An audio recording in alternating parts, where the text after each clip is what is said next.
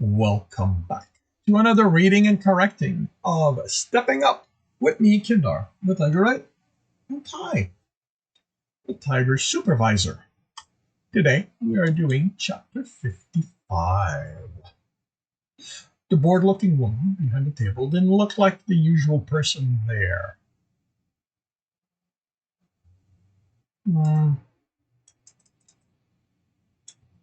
Sylvia isn't really usual.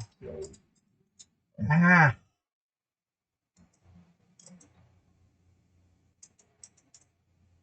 the ones used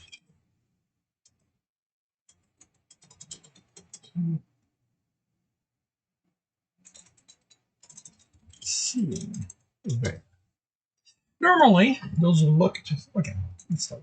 The bored-looking woman behind the table didn't look like the ones Tibs was used to seeing there. Normally, those who looked through the items the team got from Stowe or Sorcerer. Occasionally, they'd be from another class, but this was the first time Tibs couldn't tell if she was even an adventurer, other than by how dense her essence was and the silvery tint. She looked to belong more in that room Tib had accidentally wandered into previously where the guild clerks worked. She set aside 2 pieces of armor, the usual amulets, which were now the most element-related loot, a sword, 3 healing potion, and a quiver that Nez had studied before deciding he wasn't interested. They were at the point where nothing still gave out as loot other than the potions and alcohol. Each of them got 4 silvers and 6 coppers in exchange. The normal item they were left with were a set of nobles' clothing, leather boots, gloves, epaulets, workers' pants and shirt, and a lot of meat and vegetables, including some that Jekyll had given to Stowe when they entered. Those would go to the inn, even if Prosa's father couldn't pay for them. Even if those would go to the inn, even if Prosa's father couldn't pay for them. It was home, so the food belonged there. The armor and clothing would go to Daran if he wanted them, and those offering the best price for what the merchant did. The merchant, should be plural, the merchants at the stall called to them and offered with offers to unburden them in exchange for the wares they offered. But a quick discussion between them and Jekyll had them walking away. Their offers weren't good enough to warrant antagonizing Daran. The merchant always offered them good coins and services, such as repairing Tib's armor for what they brought. The merchant... I need to make this clearer. Daran took the armor and Tibs's with a shake of the head, but didn't ask how Tibs had managed to get most of the back ripped. See, this is interesting. Here, the next day I'd remembered it. The clothing went to the tailors. Tibs wanted to hand the noble set to the one who refused to pay Sebastian to help her, but she didn't have the time to pay them, and Jekyll wouldn't accept her offer to pay them once she sold them. As payment for the food they brought, Prosa's family cooked them the best meal Tibs ever ate, even better than what he'd found at the bazaar. I know you're responsible for this, Harry growled, waving papers at Tibs. There were letters on them, Tibs saw that, but he didn't bother trying to decipher them. All these reports of fights, you are behind them. You told me to stop the thieves, Tibs replied, trying to use darkness as a shield for his words. You're lying. I told you to stop one thief. Tibs shrugged. There are others. I figured you were going to ask me to stop them too. Stop lying, Harry said through gritted teeth. So much for the guard later, just assuming no one lied to him. Well, maybe it was because Tibs was a rogue.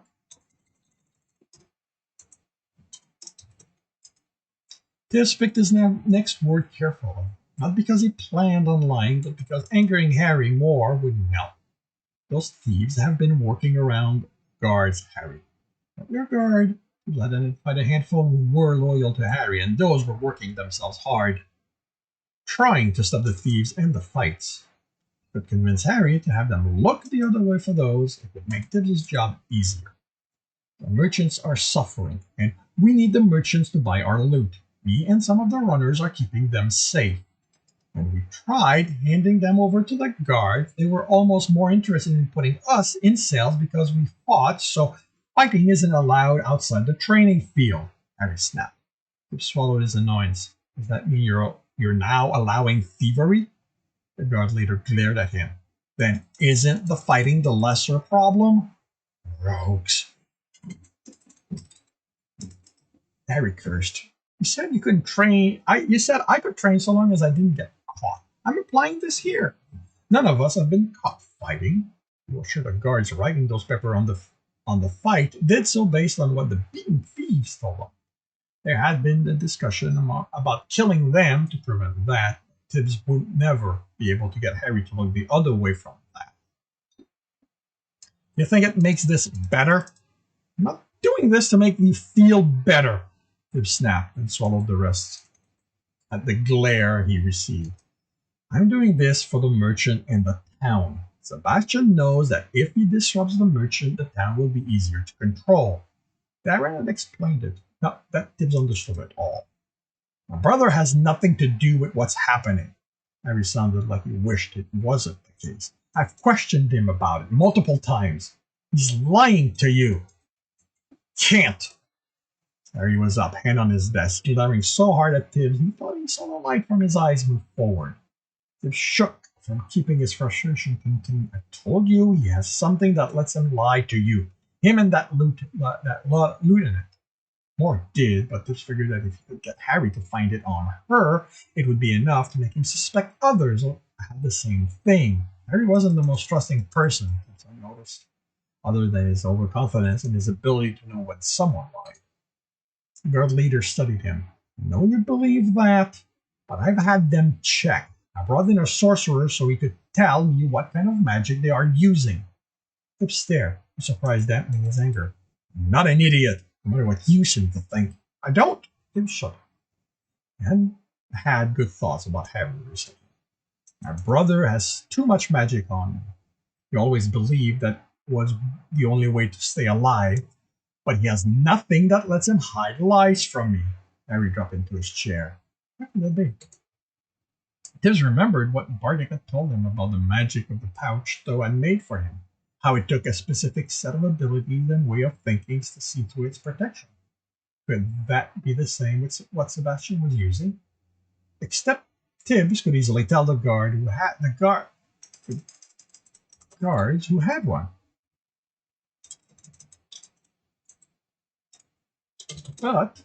But Tibs' ability weren't normal, so he wanted to scream. He needed answers, but there was no one he could ask these questions to. Harry was still looking at him expectantly, and on Tibs they had been sidetracked on the actual issue. Another breath. Harry, we aren't starting those fights. The man rolled his eyes. I'm not lying. But you told those helping you not to tell you how they did their parts, didn't you? Tibs smiled. I find they work better if they don't have to worry about what I'll think of their methods. I leave peering too closely at other people to those with darkness or light as their element. Like preserve me from if you'd been a darkness rogue. Tibs kept his face impassive. He was counting on Harry being too set in his belief to wonder. Tibs' element, as water, that had been established with his audience. No one could have more than one element, so it was impossible for Tibs to also have darkness. Tibs offered the one compromise he was willing. I'm going to tell them not to start any more fights. But unless you can get the guards to keep the merchant safe, we'll continue to do it. If they catch runners fighting, you can put them in cells. I will, Harry stated. And the instant one of them tells me you ordered them to fight, I'm throwing you in there along with them. Tibs wasn't worried. He'd always worded everything in terms of protecting merchants. Not once did he say they had to fight the thief to stop them. And Harry would know if one of the runners lied. In an attempt to get out of the cell, and Harry wouldn't be able to get himself to take the runner at his word. Get out of here, Harry said in disgust. Yeah, this feels like a break. Jekyll fell into step with him as soon as Tibs was out of the building. Not noticing any missing pieces, he commented, looking Tibs over. Harry wouldn't do that. I heard light essence can burn stuff, so you never know what happened if he gets angry enough. That's fire. Tibbs thought back to the way light had moved out of Harry's eyes. Maybe it hadn't been his imagination.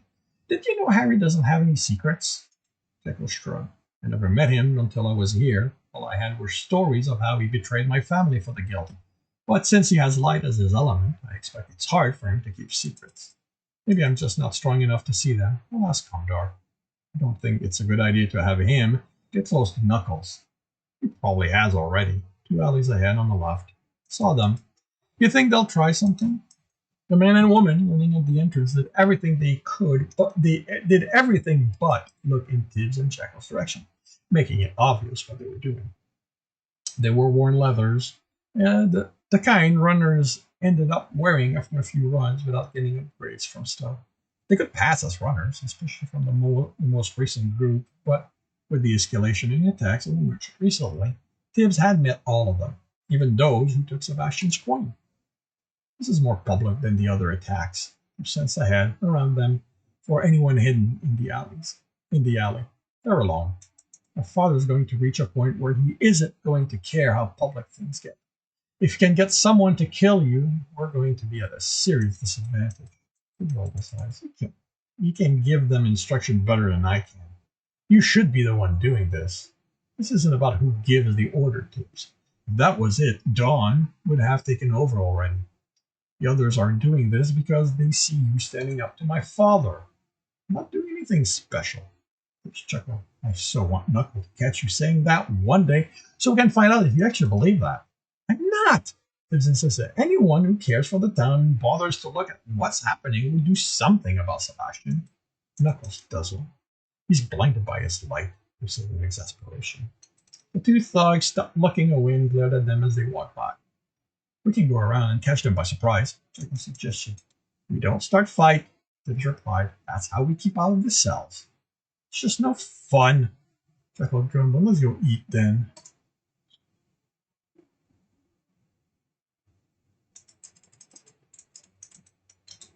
Dawn's first among us again. As commented as they looked the posted schedule over. Yes, coin to waste, Jekyll replied. We're low on the list again, Karina said in glass of Tibbs. You think it's still because of you? Shook his head. Tyrannia isn't like that. The first time was to tell me she understood. Now it's just random. How certain are you she has much influence on the order of the list? Condor asked. She's the guild leader. Tibbs replied. That is my point. It doesn't matter, Jekyll said as they tried to understand what the clerk meant. It means more time to train. But with whom? Trina asked. Yan and her team were who kept the others coming back. Would not some of the recruits be willing? Kermit asked. Many seem eager for fights. It'd be nice to fight one of them. Fight some of them, Jekyll said. You're still going to be stronger, Ness replied. I haven't heard from them. I haven't heard of them risking the second floor yet. Being physically stronger isn't everything. Jekyll said they're going to be more vicious than anyone else. Well, you should get that woman the merchants are having guard the booth, the archer. The archer said, I hear she's taking down fighters who went up against She's taking down the fighters who went up against her. How about Quigley? Rena asked and raised an eyebrow at the look she got. He's the only recruit I know of. I'm not like Tibbs, learning all their names. Why don't you ask him, Tibbs? Jekyll said. You're the fighter? Tibbs countered. But you already helped him with Dawn. He rolled his eyes. It isn't because I do something nice that someone's going to like me. Jekyll sighed. Why isn't Knuckles around when I need him to catch you lying? Quigley didn't come to the training field alone.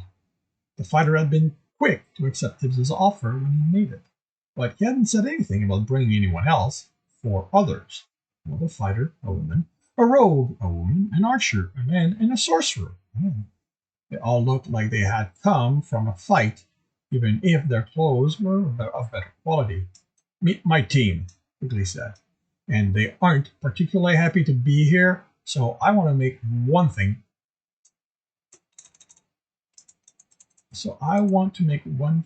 clear before you get on their bad side.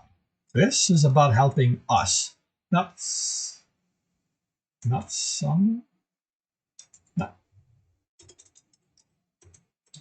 Not trying to prove you're tougher than we are. With all due respect to you and your team, Quig, Jekyll said, tell me that again, and you're going to find out sharing a meal. Tell me that again, and you're going to find out sharing a meal with you won't keep me from turning this little thing you're planning into the nastiest fight of your very short life. Do I need to kick you again? Tibs asked Jekyll as the fighter opened his mouth to reply. Jekyll closed it and stepped back. Jekyll likes nasty fight. He isn't always, but he isn't always smart about how he gets down. Hi, Jekyll protested. Jekyll protested. I'm never smart. Is it for real? The other fighter asked. Her left arm and calves were covered in leather armor. He is, Turner answered. Every team needs an idiot. And no one else wanted the role. She looked him over. And he's your team leader? Suspicion dripped from her tone. Not willingly, Jekyll said. I was tortured into the position. How in the... Enough, Quigley said. It's something of an act with him and his team. The goofy idiot everyone underestimates. The team that doesn't quite take anything seriously enough. Okay, Jekyll said. They're just hurtful. No one underestimates me, do they, Tibs? Tibs studied Quigley. The man was watching them, not letting the antics distract them. This wasn't the same man Tibs at first met and helped, or who had shown up at the meeting to support him. There was a hardness to him now. Tibs wasn't sure if that meant what he'd said about the regiment was true, but he wasn't going to underestimate him either. Tibs? Jekyll asked, sounding worried. I need my confidence boosted here. Tibs shook his head. Okay then, Jekyll said, the switch to seriousness causing the woman and the man Tibs figured was the sorcerer, even if the left side of his body and arm was covered in leather armor, to stare at him. On to the main event. I'm Jekyll. You've all met Tibs. That's Pomdar, Mez, and Karina. Quigley, if you do us the honor of introducing your team. I'm Quigley, warrior. The guild, let's begin. I really don't give a fuck what those people want, the warrior replied. I fought a king. I get to decide what I am. It was more than the confidence with which Quigley said it that made Tibs believe him. There was something else. This is my name. He indicated the woman with the armored arm and leg. Her features were delicate and skin a little lighter than Tibs. Her eyes were stray and angled differently from most people.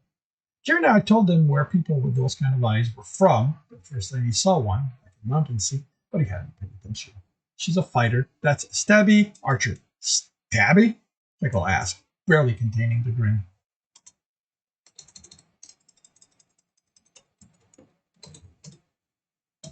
The archer nodded. He was lean, with frizzy blonde hair and freckles on his cheek. Who names their son Stabby? My father hates me. He saddled me with something better than that. Stabs doesn't say much, Quigley answered after a few seconds, and Jekyll waiting expectantly. He indicated the other woman. She was stocky, with short cropped black hair and fair skin. Jabba is an assassin. On her right is Ren, war mage. Don't ask. As far as I know, he didn't even know magic was a thing until he had to pick a class. The lean man grinned. I'm going to kill people. I want it to be as easy as I can. You aren't killing anyone here, Mez said, tone hard. That's okay. Ren smiled in a way Tibs didn't like. He'd seen that smile before, back on his street. I'm a patient man. Round rules, Quigley began. I think you don't know how this goes, Jekyll said, expression hardening. Ground rules, the warrior repeated, eyes fixed on the fighter. Jekyll slowly made fist, but nodded. Any of you do something that normal people can't do, and this ends badly. They said this is training for the dungeon, not about getting our ass handed to us. You are not here for our entertainment. We are not here for your entertainment. Am I clear?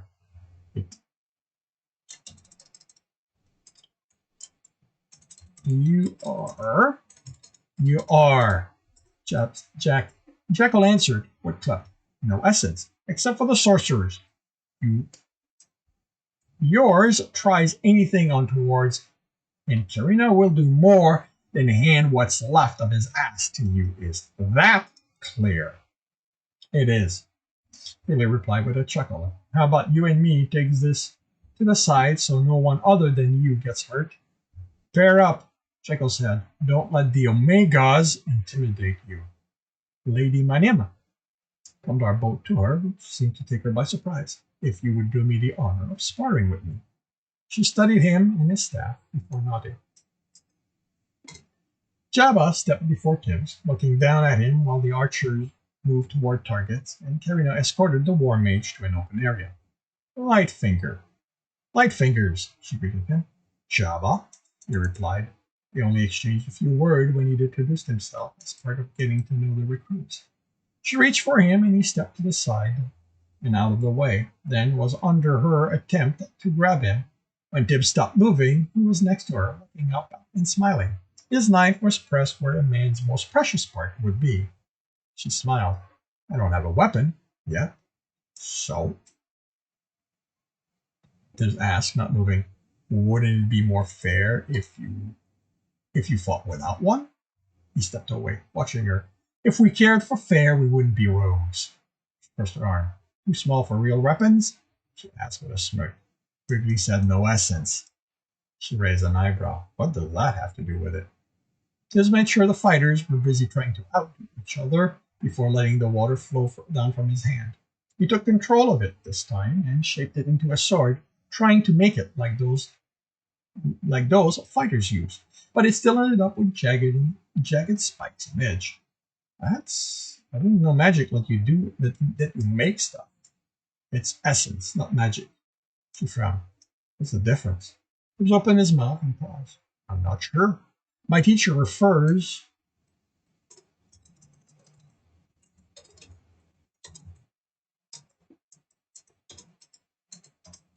to anything we do with it as essence or etching or weaving. It seems to only be when it's in an object that it's called magic, or when sorcerers do it. Okay? But that's ice. It's going to break on the first hit.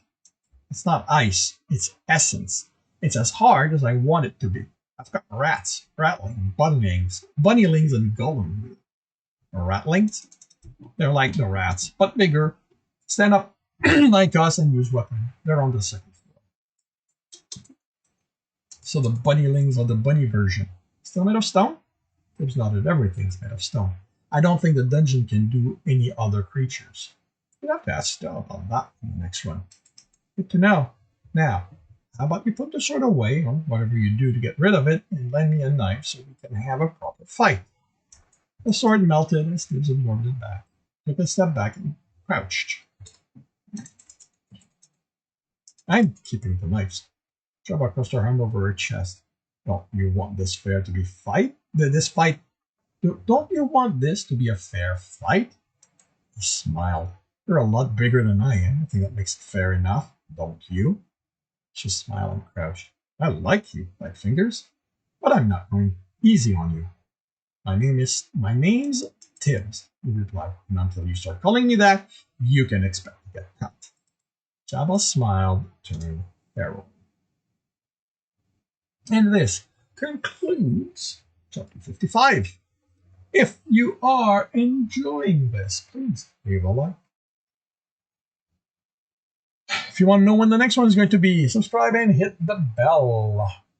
If you want to read ahead, you can do that on Royal Road for free. If you want to support me and read further ahead, that's on my Patreon. If you want to watch me do these live, it's every Tuesday morning, 8 a.m. Eastern Time on Twitch. All the links are in the notes. And with that, I shall wish you a good day.